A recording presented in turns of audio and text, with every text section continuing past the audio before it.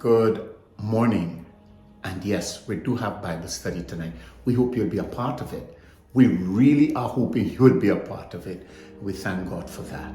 But this morning, I wanted to get you before you get out there and get into the busyness of life and you forget all that has to be done that may seem to be important now, but not then. Let me get you with this. I was reading in the book of Romans chapter 7, especially coming down past verse 21. Paul is writing, and he says, I recognize this principle in my life, that when I want to do good, evil is present. Immediately I am brought to my own life, and I hope you're brought to yours as well, that a lot of times we're struggling to do right. We have every intentions of doing it. We've convinced ourselves that right is right.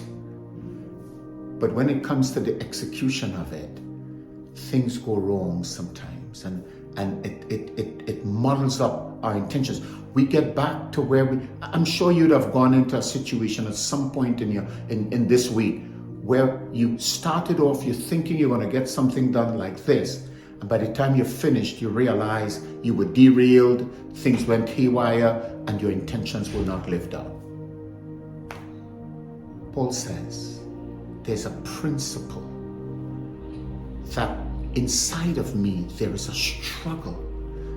And he doesn't say it's a by the way thing. He says it's a principle that when I want to do good, evil is present.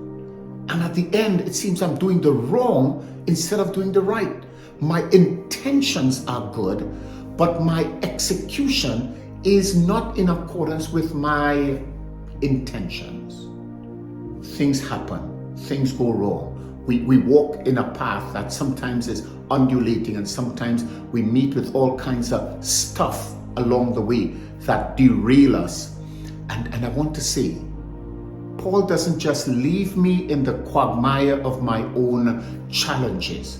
He doesn't leave me feeling that my inability to do everything that I intended to do is going to be left messed up and mixed up. What he does is this. He says, but thanks be to God, who always is present. So while the principle of evil is present, while the person that promotes evil at a very spiritual and foundational level is present, and thanks be to God, God is also present. And we can have the victory in Christ if we allow his presence to overrule in the affairs of our lives.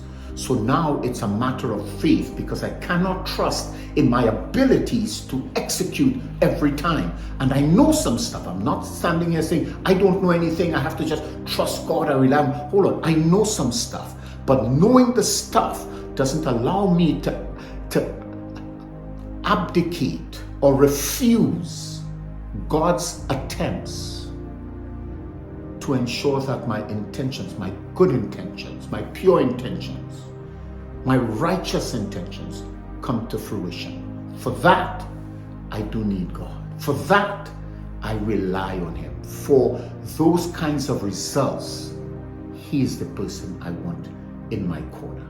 And yes, thanks be to God, who, Paul cries out, who shall deliver me from this body of sin?